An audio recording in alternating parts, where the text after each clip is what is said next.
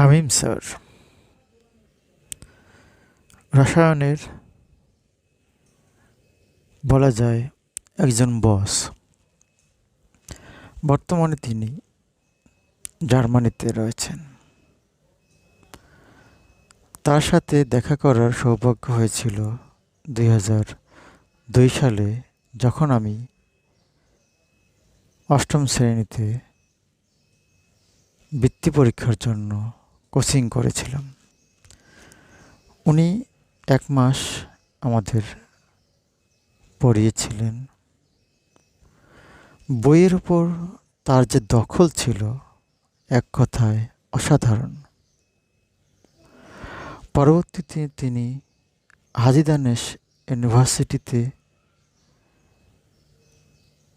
Gold medallist হয়ে শিক্ষকতা করেন এবং পরে স্কলারশিপ নিয়ে জার্মানিতে সপরিবারে গমন করেন।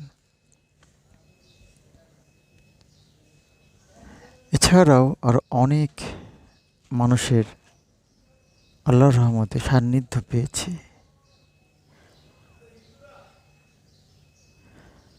আজকের আলোচনার মূল বিষয়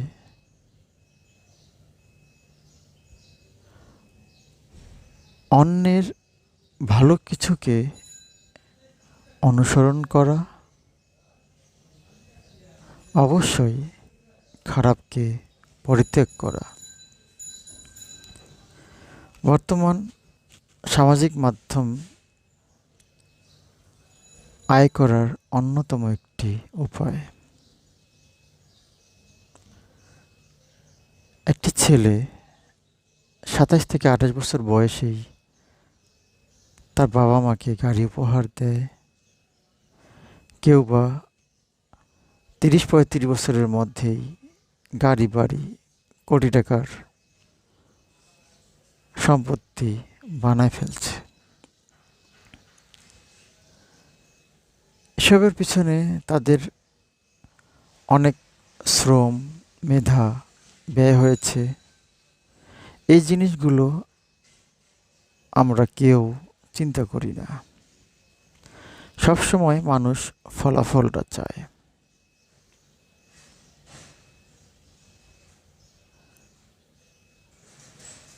আজকের দুনিয়ায় সবচেয়ে পাওয়ারফুল দেশ বলতে বোঝায় আমেরিকাকে। আফ্রিকার কথা কেউ উদাহরণে টানে না। এশিয়া মহাদেশেই অনেক দেশ আছে যাদের নামই কেউ জানে না। তাহলে আমেরিকা কেন?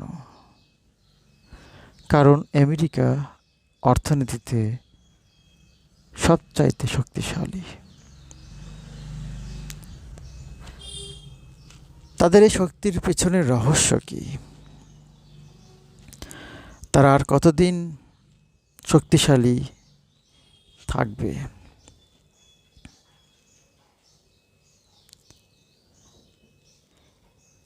আমেরিকা শক্তিশালী হওয়ার পিছনে অন্যতম কারণ ছিল দুটি বিশ্বযুদ্ধ। এই দুটি বিশ্বযুদ্ধে তারা প্রত্যক্ষভাবে না হলেও পরোক্ষভাবে যুদ্ধের ইন্ধন জুগিয়েছে এবং সেই যুদ্ধের ফলাফলে ইউরোপ থেকে শুরু করে এশিয়া পর্যন্ত কলাপসড হয়েছে, মানুষ মারা গিয়েছে। পরবর্তীতে এসব দেশে আমেরিকা ঋণ দেয়। জাতিসংঘ, বিশ্বব্যাংক, IMF এসব হাবিজাবি তারা নির্মাণ করে এবং গোটা দুনিয়াতেই ডলারের একচ্ছত্র আধিপত্য বিস্তার করে।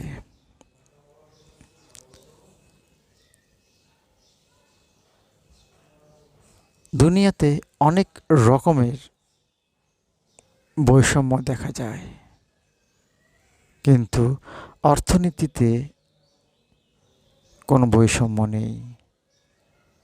দুনিয়ায় অনেক সুপার পাওয়ারের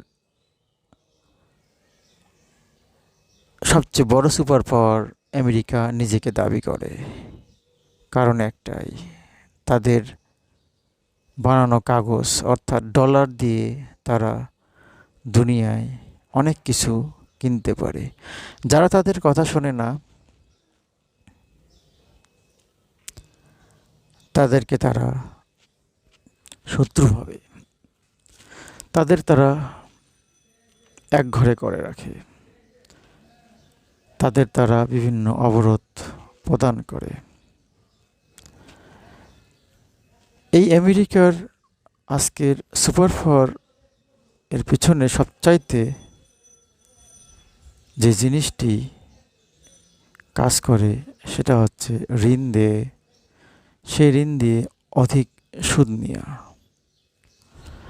আমরা কোরআনে দেখেছি 275 নম্বর আয়াত থেকে 279 নম্বর আয়াত বা 280 নম্বর আয়াত পর্যন্ত পড়লে আমরা বুঝতে পারবো যে সুদ খাওয়া কতটা জঘন্যতম কাজ। সুদ হচ্ছে আল্লাহ ও তার রাসূলের সাথে যুদ্ধ করার শামিল যারা সুদ খায়। তাহলে আমেরিকা গত 100 বছর ধরে আল্লাহ ও রাসূলের সাথে যুদ্ধ করছে। আল্লাহ সব কিছু সহ্য করছেন। তারও আগে যদি আমরা একটু ব্যাকগ্রাউন্ডে যাই, ব্রিটিশ 200 বছর থেকে আরও বেশি গোটা ওয়ার্ল্ডের 3 ভাগের 2 ভাগই তারা শাসন করছে। তাদের এই শাসনের তারাও অনেক অত্যাচার করেছে। পরবর্তীতে তাদেরই বংশধর আমেরিকা এখন দুনিয়াতে নেতৃত্ব দিচ্ছে, যার পেছনের অন্যতম কারিগর হচ্ছে এই সুদ বা ইন্টারেস্ট। কিন্তু আল্লাহ পাক সব কিছু সহ্য করছেন। ইতিহাস ঘাটলে দেখা যায় ফেরাউনরা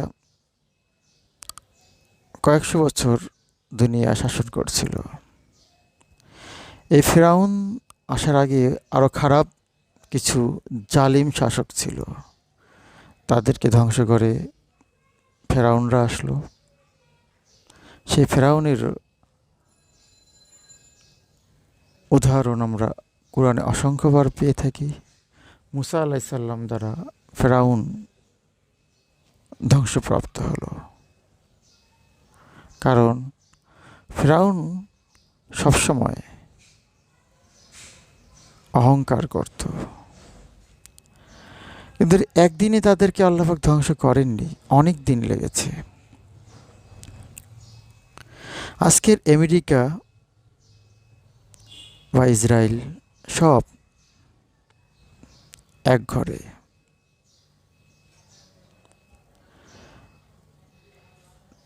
তারা বিভিন্ন হিউম্যান রাইটস, আরও বিভিন্ন ধরনের সংস্থা বিভিন্ন গরিব দেশে পাঠিয়ে সেসব দেশের সরকারকে ব্যতিব্যস্ত রাখে, তাদেরকে বোঝায় যে তুমি গরিব, তুমি ঋণ নাও, তুমি গরিব, তুমি ঋণ নিয়ে এটা বানাও সেটা বানাও, বিপরীতে সুদ দাও, 50 বছর ধরে সুদ দাও, আমরা ধনী থেকে ধনী হই।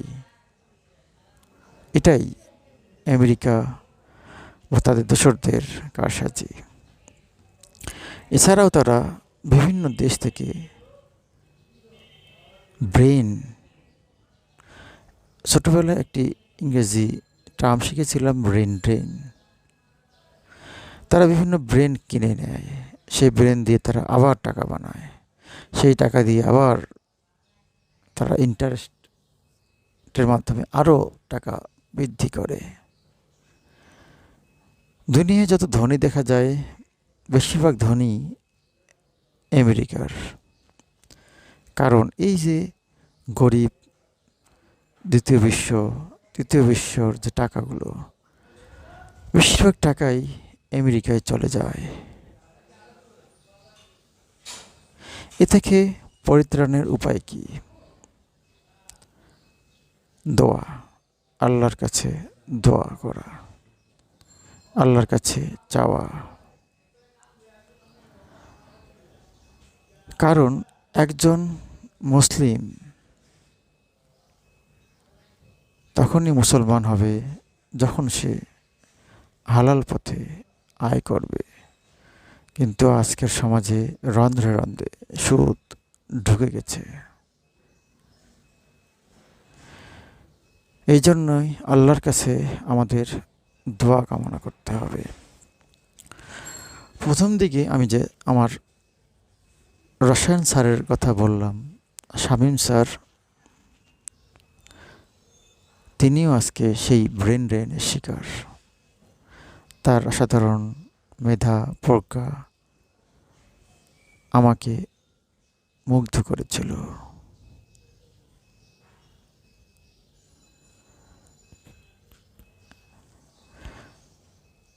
আমাদের এই তৃতীয় বিশ্বের দেশে যে আয় হয়, সে আয় দিয়ে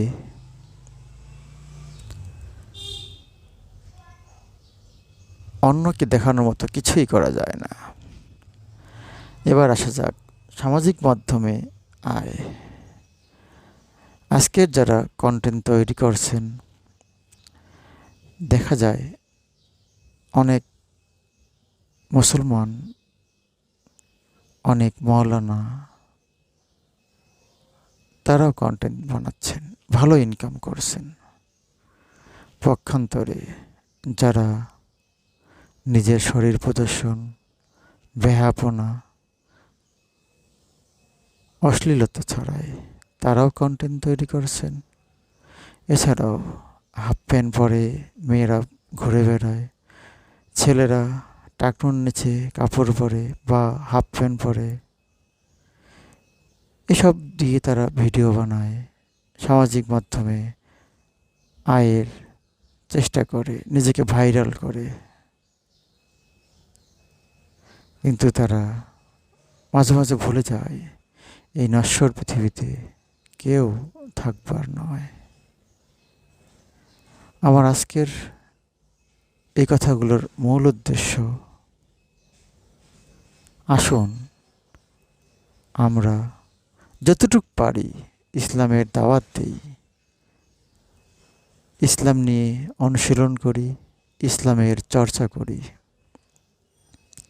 সুদ থেকে নিজেকে দূরে রাখি যতটুকু পারা যায়। মাফ করার মালিক তো তিনি,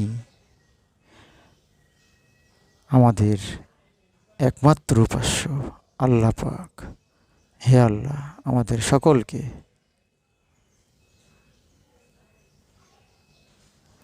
তোমার দিন বুঝার তৌফিক দান করো। আমিন।